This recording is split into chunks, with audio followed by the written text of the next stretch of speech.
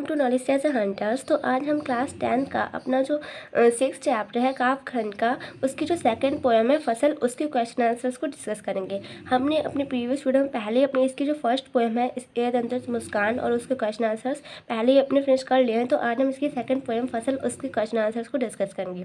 हमने अपनी previous video में फसल जो पोएम है उसको भी डिस्कस कर लिया है। तो अगर आपने मेरी जो प्रीवियस वीडियो है उसको वॉच नहीं किया है तो मेरी प्लेलिस्ट में जाकर उसको वॉच कर लेना। आफ्टर दैन इस क्वेश्चन आंसर्स की वीडियो पर आना। तो क्वेश्चन फर्स्ट है, कवि के अनुसार फसल क्या है। तो क्वेश्चन फर्स्ट में क्या कहा है कि जो कवि है उनके अनुसार फसल क्या है, ये पूछा गया है। तो आंसर में लिख देंगे, कवि के अनुसार नदियों के पानी का जादू, मनुष्य के हाथों के स्पर्श की मोहमा, भूरी काली संदली मिट्टी का गुण, धन, सूरज की किरणों का रूपांतर और हवा की थिरकन का सिमटा हुआ संकोच है। कवि के अनुसार क्या है, वो नदियों के पानी का जादू, मनुष्य के हाथों के स्पर्श की महिमा, और क्या है महिमा, और फिर है भूरी काली संदली मिट्टी का गुण, धर्म, सूरज की किरणों का रूपांतर और हवा की थिरकन सिमटा हुआ संकोच है। फिर आगे है, अर्थात फसल के उत्पादन में नदियों के पानी, उपजाऊ मिट्टी, मनुष्य के परिश्रम, सूर्य की किरणों और हवा का सामूहिक योगदान होता है। अर्थात क्या है कि जो फसल के उत्पादन में जो नदियों के पानी, उपजाऊ मिट्टी, मनुष्य के परिश्रम और जो सूर्य की किरणें और हवा का सामूहिक योगदान है।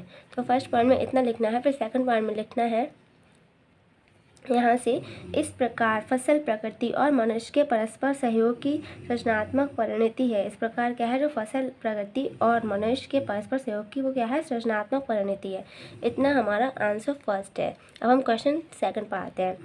कविता में फसल उपजाने के लिए आवश्यक तत्वों की बात कही है, वे आवश्यक तत्व कौन कौन से। तो इसमें क्या पूछा है कि जो कविता है फसल, उसमें फसल उपजाने के लिए आवश्यक तत्वों की बात की गई है और वे आवश्यक तत्व कौन कौन से हैं। इसमें सबसे पहले तो हम हैरिंग डाल देंगे। फसल को उपजाने के लिए आवश्यक तत्व निम्नलिखित हैं। जो फसल को उपजाने के लिए जो आवश्यक तत्व निम्नलिखित हैं। आप इसको क्या करेंगे, अपने क्वेश्चन में लिखेंगे और फिर उसके नीचे पॉइंट लिखेंगे। यहाँ पे पेज भरा गया है तो इसमें जगह नहीं है, तो हमें इसको आगे लिख के बताना। तो फर्स्ट पॉइंट है नदियों का पानी, और सेकंड पॉइंट है मनुष्य के हाथों द्वारा किया गया परिश्रम, थर्ड पॉइंट है उपजाऊ मिट्टी, और फोर्थ पॉइंट है सूर्य की किरणें, और फिफ्थ है बहती हुई हवा। तो यहीं पर हमारा आंसर सेकंड है वो फिनिश हो गया। अब हम क्वेश्चन थर्ड पर आते हैं। क्वेश्चन थर्ड क्या है, फसल को हाथों के स्पर्श की गरिमा और महिमा कहकर कवि क्या व्यक्त करना चाहता है। तो क्वेश्चन थर्ड में है कि जो फसल को हाथों की स्पर्श की गरिमा और जो महिमा है उसको कहकर वो कवि है वो क्या व्यक्त करना चाहते हैं, ये बताना है। तो आंसर में लिख देंगे, कवि कहना चाहता है, इतना पहले लिखेंगे फिर लिखेंगे, कवि कहना चाहता है कि फसल केवल बीज, खाद, पानी, सूर्य और हवा के सहयोग से ही पैदा नहीं होती, अपितु इसमें किसान के परिवार के सभी सदस्यों का कठोर परिश्रम शामिल है। तो इसका सबसे पहले मीनिंग क्या है वो समझ लेते हैं। इसका मीनिंग है कि जो कवि है वो कहना चाहते हैं कि क्या जो फसल है वो केवल बीज, खाद, पानी, सूर्य और हवा के सहयोग से ही बनती नहीं, मतलब वो प्रोड्यूस नहीं होती इतनी चीज़ों से, उसमें बल्कि क्या होता है, इसमें जो किसान के परिवार के जितने भी किसान के परिवार में जितने भी सदस्य होते हैं उनके सभी सदस्यों का कठोर परिश्रम भी शामिल होता है। फिर हम आगे रीड करते हैं, उनके कठोर परिश्रम के बिना फसल का उगना तथा फलना फूलना संभव नहीं होता। उनके परिश्रम के बिना क्या है, जो फसल है उसका उगना तथा फलना फूलना संभव नहीं होता है। फिर आगे है, इसीलिए उसने हजारों लाखों व्यक्तियों के परिश्रम को हाथों के स्पर्श की गरिमा और महिमा कहकर उन्हें विशेष महत्व दिया। इसीलिए क्या है कि जो उसने हजारों लाखों व्यक्तियों के परिश्रम को हाथों की स्पर्श की गरिमा और महिमा कहकर उन्हें विशेष किया है, यहाँ विशेष महत्व दिया है। यहाँ से हम क्वेश्चन में से लिख लेंगे।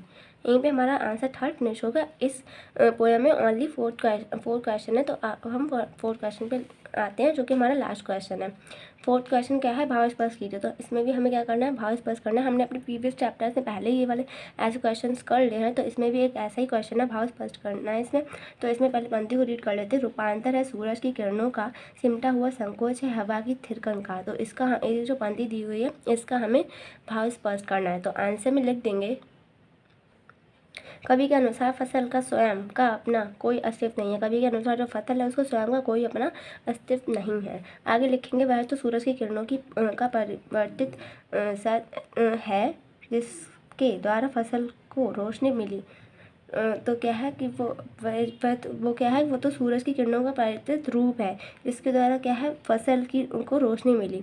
फिर आगे है, साथ ही इसमें हवा का भी समान सहयोग है, साथ ही इसमें जो हवा है उसका भी समान सहयोग है। इनके सहयोग से ही खेतों में लहलहाती फसल खड़ी होती है। इनके सहयोग से ही क्या है, खेतों में लहलहाती फसल खड़ी हो पाती है।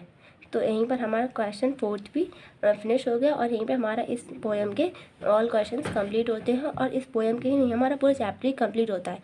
सो गाइस मिलते हैं नेक्स्ट वीडियो में न्यू चैप्टर के साथ। So guys hope you like this video. Bye bye.